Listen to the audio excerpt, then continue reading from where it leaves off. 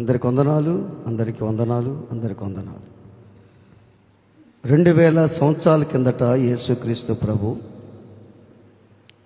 ఆయన పశువుల పాకలో జన్మించి అందరిలాగానే పెరిగి పెద్దవాడై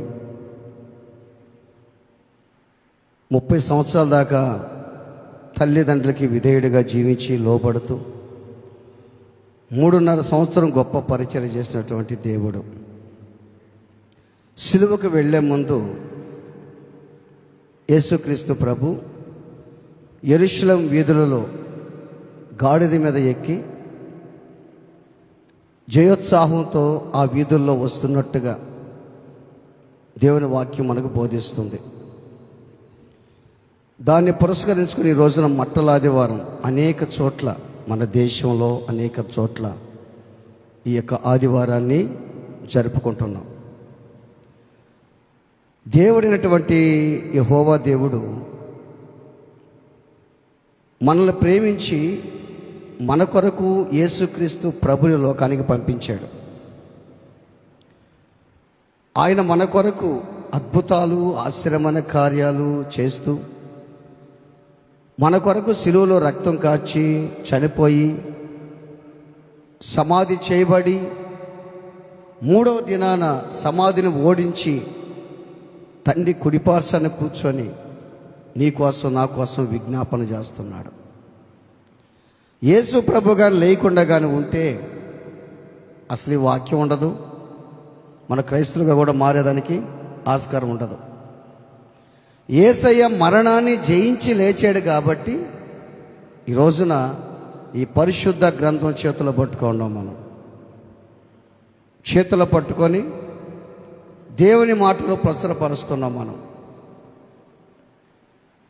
దేవుడైనటువంటి యేసుక్రీస్తు ప్రభు ఆయన యెరూషలేమునకు సమీపించి బేత్పగే అనే ప్రాంతానికి వచ్చిన తరువాత 2 శిష్యులను పిలిచాడు. ఆయన శిష్యులారా, మీరు వెళ్ళండి, మీ ఎదుట ఒక గ్రామం కనిపిస్తుంది. ఆ గ్రామంలో ఒక గాడిద కట్టబడి ఉంది, గాడిద పిల్ల కూడా ఉంది. దాన్ని విప్పుకొని తోలుకోరండి. ఎవడైనా సరే ఇప్పుబాక నన్ను అడిగితే ఇవి ప్రభువుకు కావాలని చెప్పండి. గాడిదను ఇప్పుకోరమ్మని దేవుడే పంపిస్తున్నాడు. ఈ స్టోరీ అంతా మనకు తెలుసు. వాళ్ళు విప్పుతుంటే పక్కన వాళ్ళు ఏమన్నారు, ఎందుకు ఇప్పుతున్నావు అని అడిగితే ఏం చెప్పారు, ఇది ప్రభువుకు కావాలన్నాడు. వెంటనే వాళ్ళు దాన్ని విప్పి తోలిపెట్టినట్టుగా మనం చూస్తాం. ఈ రోజున ఒకప్పట్లో మనం కూడా కొన్ని కట్లతో కట్టబడ్డాం, మనకు తెలుసు. ఈ కట్లు ఎవరో ఒకరు ఇప్పారు మనల్ని. డైరెక్ట్గా దేవుడు కాదు, కానీ దేవుడే ఒక కాపరికి, నీ ఇంటి పక్క వాళ్ళకి మనసునిచ్చి వాళ్ళకి ప్రేరేపణిచ్చి నీ కట్లన్నీ విప్పాడు. వ్యాధులనే కట్లు, చాతబళ్ళనే కట్లు, రోగాలనే కట్లు, సమస్యలు, అప్పులు, సతమతమైపోతే ఆందోళన, టెన్షన్, బాధలు, ఎన్నెన్నో కట్లు, సమస్త విధమైన కట్లు, అవన్నీ కూడా దేవుడు విప్పేదానికి ఎవరైతే యేసు ప్రభు ఆ యుద్ధాన్ని పంపించాడో నీ దగ్గరికి ఎవరో ఒకరు వచ్చి ఇప్పారు ఆ కట్లు. ఇప్పుడు ఇక కట్లు లేవు, ఇక కట్లు లేవయ్యి. ఒకవేళ మళ్ళీ మనం కట్టుకుంటే తప్ప ఆ కట్లు నీకు లేవు. ఇప్పుడు నువ్వు కట్లతో కట్టబడలేదు, ఒకప్పట్లో కట్లతో కట్టబడ్డావు. ఆ కట్లు దేవుడు ఇప్పేశాడు. ఇంకా చాలామంది కట్లతో కట్టబడి ఉన్నారు. ఆ కట్లు ఇప్పుడు నువ్వు విప్పాలి. ఇప్పుడు నువ్వు విప్పాలంటే ఏం చేయాలంటే దేవునికి చెప్పాలి. విప్పమని దేవునికి చెప్పాలి. నీ ఇంటి పక్క ఒక్కొక్క వ్యక్తిని నువ్వు ఏర్పాటు చేసుకో. ఈసారి గుడ్ ఫ్రైడేకి నీవు కట్లిప్పాలి. ఒక తీర్మానం చేసుకో. నిజమే ప్రభా, నా కట్లు నువ్వు విప్పావు, నువ్వు ఇప్పించావు నా కట్లు. నేను కూడా కొంతమంది కట్లు విప్పాలి. పాపపు కట్లతోటి నలిగిపోతున్నారయ్యా. నువ్వంటే గుర్తెరగకుండా నీకు దూరంగా, దుర్మార్గంగా, వ్యతిరేకంగా జీవిస్తున్నారు. కట్లున్నాయి, అవి నేను ఇప్పాలి. ఎక్కడికి వెళ్ళాలి, ఏ చోటుకి వెళ్ళాలి, ఏ చోటుకి వెళ్ళి కట్లు విప్పాలి అని నువ్వు దేవుణ్ణి అడగాలి. ఒకటి, కట్లు విప్పాలి అని అంటే ముందు నువ్వు కట్లతో విప్పబడి ఉండాలి. ఒకరి కట్లు విప్పబడాలి అంటే ముందు నీకు కట్టిన కట్లతో నువ్వు విప్పబడి ఉండాలి. ఇప్పుడు చాలామంది మనం పిలుస్తాం కదా, అమ్మో చర్చికి రా అని అంటాం. వస్తాంలే, వస్తాం అని సమాధానం కృతజ్ఞత ఉంటాం మనం. నువ్వు కట్లతో విప్పబడ్డావు అనుకో, నీలో కట్లే లేవనుకో, ఏది నిన్ను బంధించలేకపోతుంది అనుకో, ఏ కట్టు నీలో లేదనుకో, నువ్వు మాట్లాడితే ఆ మాట వాళ్ళు వింటంగానే వాళ్ళు ఉన్న ఒక్కొక్క కట్టంతా ఊడిపోతూ ఉంటుంది. అంటే నీ మాట అంత శక్తివంతంగా ఉంటుంది. ఒకరితో నువ్వు మాట్లాడాలన్నా, డిస్కషన్ చేయాలన్నా, దేవుని గురించి చెప్పాలన్నా నీలో కట్లు ఉండకూడదు. వాక్యం రెండోసారి ఖడ్గం, ముందు చెప్పేవాడిని కోస్తూ ఉంటుంది, తర్వాత వినేవాడిని కోస్తుంటుంది. ఈరోజు ఒక ప్రశ్న మనం వేసుకోవాలి. నా కట్లు విప్పావు ప్రభువా, నేను ఎవరి కట్లు విప్పాలి? నీ ఇంటి పక్క ఉన్నారు, నీ ఫ్రెండ్స్ ఉన్నారు, నీకు తెలిసిన వాళ్ళు ఉన్నారు. డైరెక్ట్గా పోయి యేసు నమ్మకాలు చెప్పేది కాదు అది. వారి కోసం ఏం చేయాలి? నువ్వు ఏం చేయాలా? ప్రార్థన చేయాలి. అది ఏదో ఒక వ్యక్తిని మనసులో పెట్టుకొని, ఒక ఫ్యామిలీని మనసులో పెట్టుకొని ప్రార్థన చేయాలి కోసం. ప్రభువా, నన్ను మార్చావు, నా కట్లన్నీ తెంపేశావు. చాలామంది వాళ్ళు ఆ ఫ్యామిలీ మారలేదు ప్రభా, వాళ్ళు మారితే బాగుంటుందయ్యా, నీకు ఉపయోగపడతారయ్యా, వాళ్ళ కట్లు నేను విప్పాలయ్యా అని నువ్వు ప్రార్థన చేస్తే, ఏ విధంగా అయితే యేసు ప్రభా వ్యక్తులకు చెప్పాడో, ఆ గాడిద నిప్పుకోరమ్మని చెప్పాడు, నీకు చెప్తాడు దేవుడు. అట్ట కాకుండా మనం డైరెక్ట్గా పోయామనుకో, ఇప్పుడు జరిగేది కొట్టటము, చంపటము, హింసించటము, లేనిపోనే జరుగుతున్నాయి. అంటే కారణం తెలుసా? దేవుడు నీలో ఉండాలి. దేవుడు నీలో ఉండాలి. పౌలు శీలని కట్లతో కట్టబడి ఉంటే, శ్రమలనే కట్లు, బాధలనే కట్లు ఉంటే, ఆ బండ వేసి బిగించుంటే వాళ్ళని, కానీ వాళ్ళు దేవుని ఆత్మ ఉన్నాడు, దేవుడు వాళ్ళలో ఉన్నాడు. దేవుని స్తుతిస్తే స్తుతుల ద్వారానే మొత్తం బంధకాలు ఊడిపోయినాయి, వాళ్ళందరూ మారిపోయినారు. దేవుడు చెప్తున్న మాట, మీ ఎదుటున్న గ్రామానికి వెళ్ళండి, కట్టబడిన గాడిద పిల్ల అక్కడ ఉంటుంది, ఇదంతా తోలుకోరండి. ఇదంతా ఏం తెలుసా? ఇదంతా మనం ఆలోచన చేస్తే లేఖనాలు నెరవేరినట్లు ఇదంతా జరుగుతుంది. లేఖనాలు నెరవేరినట్లు ఎక్కడుంది? జకర్యా గ్రంథంలో చూస్తే 9:9 చూస్తే, జకర్యా గ్రంథం 9:9, సియోను నివాసులారా బహుగా సంతోషించుడి, యెరూషలేము నివాసులారా నీ రాజు నీతిపరుడు దీనుడై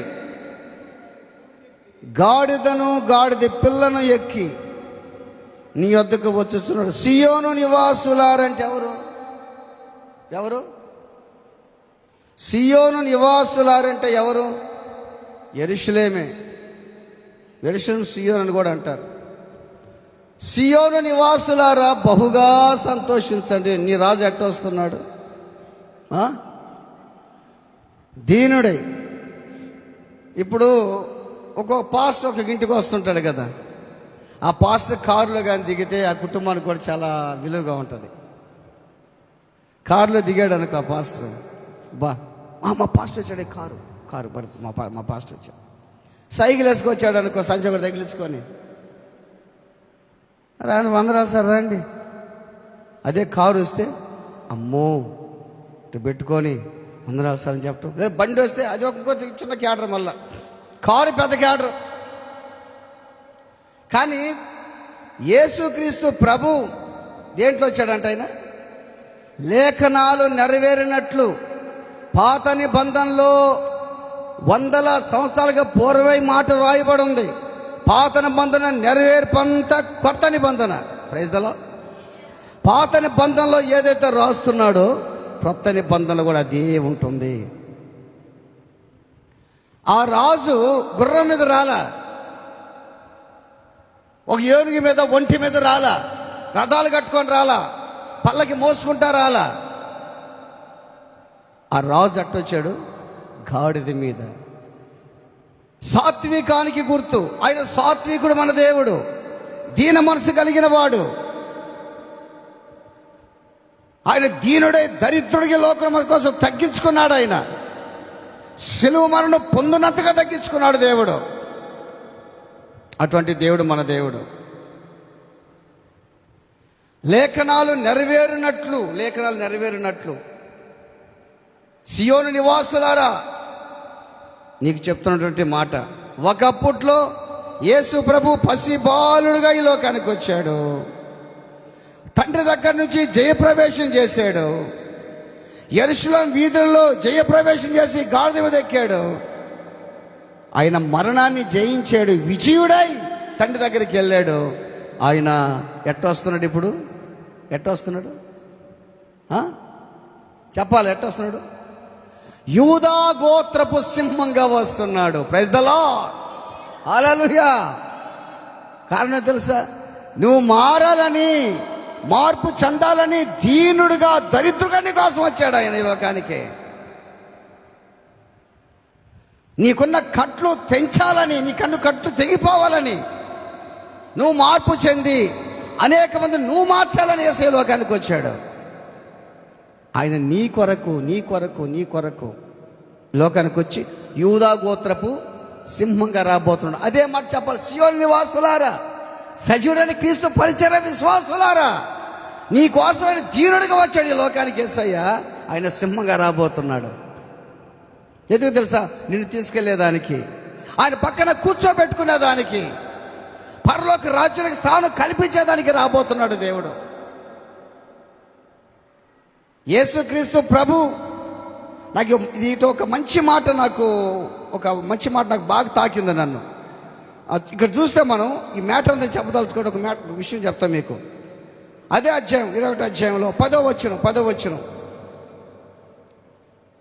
21:10 మత్తయి సువార్త 21:10. ఆయన యెరూషలేములోనికి వచ్చినప్పుడు పట్టణమంతయు ఈయన ఎవరో అని కలవరపడను. యాడికి వచ్చాడు ఆయన? ఆకాశం నా సింహాసనము, భూమి నా పాదపీఠము. యెరూషలేము దేవుని పట్టణం. యెరూషలేము దేవుని పట్టణం. ఆయన యెరూషలేములోనికి వచ్చినప్పుడు పట్టణమంతయు ఈయన ఎవరో బాగా ఆలోచన చేయండి. ఇప్పుడు యేసయ్య నువ్వు ఎవరు అంటున్నావా, మా దేవుడు అంటున్నావా? చెప్పండి. యేసయ్య ఎవరు ఆయన అంటున్నావా, అమ్మా యేసయ్య మా దేవుడు అంటున్నావా? విషయం చెప్తాం మీకు ఇప్పుడు. ఈయన యెరూషలేములోనికి వచ్చినప్పుడు ఎందుకు ప్రజలు ఈయన ఎవరు అన్నారంటే, యేసయ్య యెరూషలేములో సంచరించేది తక్కువే, ఆడ స్టే చేసేది కూడా తక్కువే, ఏ అద్భుతాలు కూడా అక్కడ ఎక్కువ చేయలేకపోయినాడు. అందుకని ఈయన యొక్క శక్తి ఎవరికి తెలుసు చెప్పండి? ఈయన శక్తి ఎవరికి తెలుసు? యూదా మత నాయకులకు తెలుసు ఈయన శక్తి. ఈయన ఎటువంటోడో తెలుసు. ఈయన సామాన్యమైన వ్యక్తి కాదని తెలుసు. ఈయన దేవుడని తెలుసు. ఈయన అద్భుతాలు చేశాడని తెలుసు. ఈయన గురించి ప్రధాన యాజకులకి, శాస్త్రులకి, పరిచయలకు బాగా తెలుసు. కానీ ప్రజలకు మాత్రం అందుకు ఈయన ఎవరు అని అన్నారు వాళ్ళు. ఈ రోజున దేవుని శక్తి నువ్వు మందిరికి వచ్చి తెలియటంలే. దేవుని శక్తి నువ్వు మందులకు అడుగు పెట్టడానికి తెలియటోలే. పక్కన వాళ్ళకి దేవుని శక్తి తెలుసు. ఎవరికి? యేసయ్యని గుర్తెరగని వారికి, అన్యులకు దేవుని శక్తిని తెలుసు. యేసయ్యని నమ్ముకోవాలని వాళ్ళకు ఉంది, అది కూడా చెప్తున్నా. చాలా మందికి యేసయ్యని నమ్ముకోవాలని ఉంది, ఆయన గొప్ప దేవుడని తెలుసు. ఎందుకు నమ్మలేకపోతున్నారంటే ఎంటర్టైన్మెంట్ ఉండదు, జల్సాలు ఉండవు, ఇష్ట ప్రకారం నడిచేదానికి ఉండదు. యేసయ్య నమ్ముకుంటే కొన్ని చేయాలి, కొన్ని చేయకూడదు. యేసయ్య నమ్ముకుంటే గొప్ప దేవుడు అయినా ఈ పనులు చేయకూడదు వాళ్ళకి తెలుసు కూడా నమ్మరు యేసయ్యని. ప్రధాన యాజకులకి ఆయన శక్తి అంతా తెలుసు, ఆయన జ్ఞానం తెలుసు, ఆయన బలం తెలుసు. కానీ ప్రజలకు మాత్రం, అక్కడున్న ప్రజలకు మాత్రం యేసయ్య శక్తి తెలీదు. ఈ రోజున చాలా మందికి యేసయ్యని గుర్తెరిగిన వారికి కూడా దేవుని శక్తి తెలియటంలే. దేవుని శక్తి తెలియాలి అంటే విశ్వాసం ఒకటి, నమ్మకం ఒకటి, ఆయన మీద ఆధారపడితే శక్తి నీకు తెలుస్తుంది. దేవుని మీద నువ్వు ఆధారపడలేదనుకో శక్తిని చూడలేవు. ఈయన ఎవరో ఒకసారి యేసుక్రీస్తు ప్రభు కూడా సముద్రంలో పోతా ఉన్నారు ప్రయాణమై పడవలో. దేవుడు గాలిని తుఫాన్ ఏం చేశాడు? ఆయన గద్దించిన తర్వాత శిష్యులు ఉన్నారు, ఎవరో ఈయనకి గాలి సముద్రంలో పడుతుంది, ఎవరో. ఇప్పుడు బాగా గుర్తుపెట్టుకో, నువ్వు యేసయ్యని నమ్ముకున్నా కానీ, గుడికి వచ్చినా కానీ, మందిరికి వచ్చినా కానీ, ఇంకా నీకు ఆయన యొక్క విశ్వాసం ఆయనలో నీలో లేదు, ఆయన శక్తులు తెలుసుకోలేకపోతున్నావు. అన్యులకు బాగా తెలుసు ఆయన శక్తి. ఇంకా ఎవరికి తెలుసు ఆయన శక్తి చెప్పండి? ఎవరికి? అపవిత్ర ఆత్మలకి. సర్వోన్నతుడైన యేసు, దేవుని కుమారుడా, మాతో నీకేం పనయ్యా? మమ్మల్ని బాధ పెట్టేదానికి వచ్చావా అంటే ఎంత నమ్ముతున్న దేవుని మనం ఆలోచన చేయండి. ఎలా నమ్ముతున్న దేవుని ఆలోచన చేయండి. దేవుని శక్తిని పొందుకోలేనంతగా నమ్మినట్లయితే ఆయన పొందుకుంటాం. నమ్ముతున్నా కానీ శక్తిని మాత్రం పొందుకోలేకపోతున్నాం, ఆయన పవర్ ఎంతో తెలుసుకోలేకపోతున్నాం. ఈయన ఎవరో కాకపోతే రావటం, ఆ ప్రార్థన చేసుకోవటం, వెళ్ళిపోవటం, అటు చేస్తాం. ఆధారపడే మనసు లేకుండా పోయింది మనలో. అపవిత్ర ఆత్మలకు బాగా తెలుసు. ఇంకా ఆయన శక్తి, విశ్వాసం. అయ్యా ఇదిగో నా దాసుడు మిగుల పక్షవాయువుతో బాధపడుతున్నాడయ్యా, నువ్వు మాట మాత్రం సెలవిస్తే చాలు. ఏంటంట? ఒక మాట. ఒక్కొక్కరికి ఎంత విశ్వాసం ఉంటుందో తెలుసా? పాస్ట్ ఇంటికి వచ్చి ప్రార్థన చేస్తే ఒక విశ్వాసం, ఫోన్లో చేస్తే ఒక విశ్వాసం, అట్ట కాకుండా వచ్చి కూర్చొని గంట సేపు చేస్తే ఒక విశ్వాసం. కానీ ఇక్కడ జరిగే విషయం ఏం తెలుసా? ఈయన అంటున్నాడు, శతాధిపతి ఒక అన్యుడు. బాగా గుర్తుపెట్టుకోండి, అన్యుడికి ఎంత విశ్వాసం ఉంటే నీకు నాకు ఎంత విశ్వాసం ఉండాలయ్యా? ఈయన ఎవరో అయ్యా, నువ్వు మాట మాత్రం సెలవిస్తే చాలయ్యా, నా దాసుడు మిగుల పక్షవాయువుతో బాధపడుతున్నాడయ్యా అని నేను వచ్చేదా అన్నాడు. వద్దయ్యా, నీవు నా ఇంట్లోకి వచ్చేదానికి నేను పాత్రుడను కాను, నువ్వు మాట మాత్రం సెలవిస్తే చాలు అన్నాడు. నువ్వు మాట మాత్రం సెలవిస్తే చాలు, నా దాసుడు బాగుపడిపోతాడని చెప్పాడు. దేవుని బిడ్డలారా ఆలోచన చేయండి. దేవుని నమ్మావు నువ్వు, ఆయన శక్తి నువ్వు పొందుకోలేకపోతున్నావు. ఆయన శక్తి నీకు తెలియటంలే. దేవుని ఎవరైతే నమ్మలేదో దేవుని శక్తి వాళ్ళకి తెలుసు, బాగా సైతానికి తెలుసు దేవుని శక్తి, అన్యులకు బాగా తెలుసు, ఆయన పవర్ ఏంటో బాగా తెలుసు. ఆయన సామాన్యమైన దేవుడు కాదని వాళ్ళకి తెలుసు. యేసు ప్రభు వస్తూ ఉంటే, ఆ గాడిదకి ఊరేగితే వస్తూ ఉంటే గుడ్ల పరిచారంట, మరి చెట్ల కొమ్మలు పరిచారంట అనేక మంది. చూడండి, అంటే బట్టల మీద ఈజీగా నడవచ్చు, చెట్ల కొమ్మలు శ్రమలకు సాదృశ్యం, దాంట్లో నడవాలంటే కష్టం. నువ్వు పోతా ఉండవు, పూలు చల్లుతూ ఉంటారు కదా. సీఎం గారు వస్తున్నారు, సీఎం గారు వస్తుంటే పూలు చల్లితే బాగా నడుస్తాడు, పల్లెరుగాయలు చల్లితే నడుస్తాడా? ఒకరికొక పల్లెరుగాయ ఉంటుంది. ఇప్పుడు ఉంచుకుంటుండే యేసయ్య కొమ్మలు కూడా నడిచాడు. ఈ మాట ఎందుకు చెప్తున్నానంటే, పూల మీద నడిచేది హ్యాపీగా ఉంటుంది, బట్టల మీద నడిచేది హ్యాపీగా ఉంటుంది, కొమ్మల్లో నడిచేది కష్టంగా ఉంటుంది. నువ్వు పూల మీద అట్ట నడుస్తావు, కొమ్మల మీద అట్టే నడవాలి నువ్వు. అది దేవుడు చెప్పింది మనకు. యేసు ప్రభు వస్తుంటే ఏమన్నారంటే వాళ్ళు పరిచిని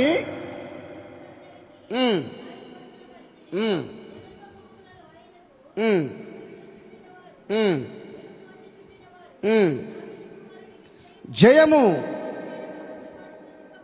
చాలు చాలు, దావీదు కుమారునికి జయము అంటే జయము అనేది హీబ్రూ పదం. ఇది హోసన్నా అనే పదంలోంచి తర్జుమా చేయబడింది. అంటే అర్థం ఏంటంటే, ఆ రోజుల్లో హోసన్నా అంటే అర్థం ఏంటంటే నన్ను రక్షించు, నన్ను కాపాడు అనేది అర్థం. బాగా అర్థం చేసుకోండి. హోసన్నా జయం అనేది హీబ్రూ పదం. ఇది హోసన్నా దాంట్లో తర్జుమా చేయబడింది. ఇది ఎట్టొచ్చిందంటే, రాను రాను ఆ రోజుల్లో హోసన్నా అనేది ఏంటంటే నన్ను రక్షించు, నన్ను కాపాడు అనేది. ఇప్పుడు ఎట్టొచ్చిందంటే స్తోత్రం వచ్చేసింది.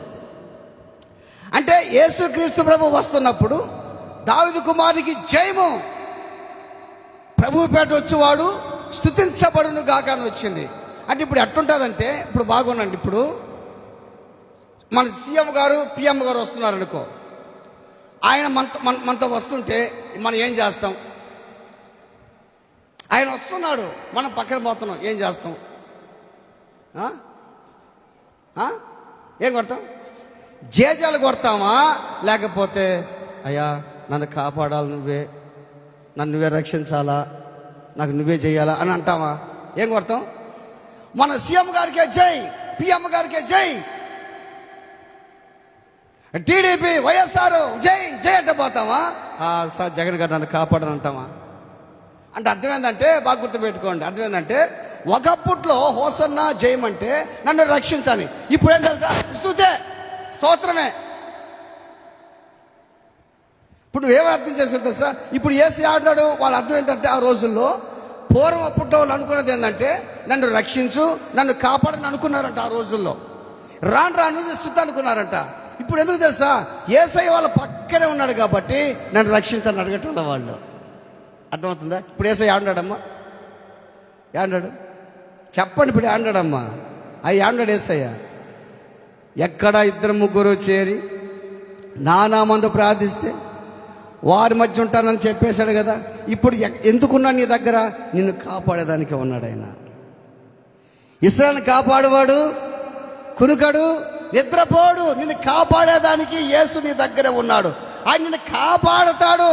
కాపాడేదానికి, నీ జీవితాన్ని హెచ్చించేదానికి, నిన్ను పరిశుద్ధంగా మార్చేదానికి వస్తే మళ్ళీ నన్ను కాపాడినట్టు అడుగుతాం ఆయన్ని. నీ దగ్గర ఉన్నాడు కదా. ఇప్పుడు ఆయన ఏమంటే తెలుసా? యేసయ్య స్తోత్రం అని చెప్పాలి మనం. ఇప్పుడు ప్రైజ్ ది లార్డ్, హల్లెలూయా.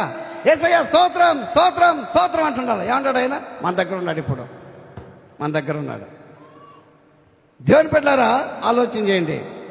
ఈయన ఎవరో, ఈయన ఎవరో, ఈయన ఎవరో, ఈయన ఎవరో. నిజంగా దేవుని మీద ఆధారపడే శక్తిని మనం పొందుకుంటాం. ఒక చిన్న ఒక విషయం చెప్తా మీకు. నేను ఒక విషయం చెప్తా. హాస్పిటల్కి పోయిన తర్వాత బుధవారం రోజు 2 మిరకల్ చేశాడు దేవుడు. 2 మిరకల్స్. బుధవారం రోజు పలానా డాక్టర్ దగ్గరికి వెళ్ళి సమ్మర్ ఏదో కాగితం ఇస్తారు, దాన్ని తీసుకొని వస్తే డిశ్చార్జ్ చేస్తారు అని చెప్తే నేను వెళ్ళాను. నేను సురేష్ పరిస్థితి వెళ్ళాం. వెళ్ళిన తర్వాత ఆ ఫస్ట్ ఫ్లోర్ కింద గ్రౌండ్ ఫ్లోర్లో డాక్టర్ దగ్గరికి వెళ్తే డాక్టర్ లేడు. డాక్టర్ ఎక్కడ ఉంటాడంటే 104 రూమ్లో ఉంటాడు, లేదా 105 రూమ్లో ఉంటాడు అని చెప్పారు. రూమ్ అంతా క్లోజ్ అయిపోయింది. ఎవరు ఇప్పుడు ఎక్కడ పోవాలా, ఎవరు లేరు ఇక్కడ, ఎవరితో మాట్లాడాలా ఏంది అని ఆలోచిస్తూ ఉన్నాం. అంటే నిలబడుకొని నేను, యేసయ్యా ఇదేమన్నా ఆ నిశ్చల్ డాక్టర్, అభిషేక్ డాక్టర్ కానీ ఇతర ఇంజక్షన్ గుచ్చుకొని వస్తుంటాము, ఇది సముద్రం లాంటిది ఇది. అసలు ఈ డాక్టర్ గారు ఎట్లుండారు, ఏడుండారు, ఎక్కడికి వెళ్ళాలి ఏం అర్థం కాలేదు ప్రభువా, నువ్వే ఏదో ఒకటి చేయనాయనా అని మనసులో ప్రార్థన చేసుకున్నా. ప్రార్థన చేసుకుంటూ చూసారు, ఒక ఆమె నా దగ్గరకు వచ్చింది. యంగ్ నర్సు కాదు, మళ్ళీ అది కూడా చెప్తాను, నర్సు కాదు, యంగ్ వచ్చి లోపలికి పోస్తారు అన్నది. ఎక్కడికన్నా లోపలికి పోన్నది. లోపలికి పోతే డాక్టర్ నువ్వు పోసారు అన్నది. అది కాదమ్మా, నువ్వు పోసారు అన్నది. మళ్ళా తీసుకొని లోపలికి వెళ్తే డాక్టర్ కూర్చోండు, లోపల కూర్చో ఉన్నాడు. ఆయన కూర్చోంటే మాట్లాడా, విషయం అంతా బాగా క్షుణ్ణంగా అర్థం చేసుకున్నాడు.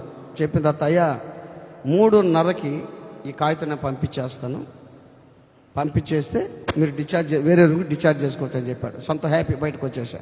ఇంకా ఇంకో ప్రాసెస్ ఉంది. ఆ ప్రాసెస్ ఏంటంటే, ఇప్పుడు ఆర్థోపెడిక్ ఆయన దగ్గర, ఆ డాక్టర్ దగ్గరికి వెళ్ళాలా, విష్ణువర్ధన్ దగ్గరికి వెళ్ళాలా. ఆ డాక్టర్ దగ్గరికి వెళ్తే ఇంకో రూమ్కి వెళ్ళాం. లేడు, రేయ్ ఆయన లేడు, వేరే దగ్గరికి వెళ్ళండి అని చెప్పారు. అక్కడికి వెళ్ళాం. అక్కడికి వెళితే ఆయన ఈరోజు రాడేమన్నయ్యా, ఇంకో దగ్గరికి పోన్నారు. ఆడికి వెళ్ళాం, ఆడలేడు. ఇంకొక అమ్మాయి ఏం చెప్పిందంటే, పలాని ఫ్లోర్లో, పలాని ఇప్పుడు మేము ఉండేది దాంట్లో పలాని సెకండ్ ఫ్లోర్లో 22వ నెంబర్లో ఉంటాడు డాక్టర్ అక్కడికి వెళ్ళని చెప్పింది.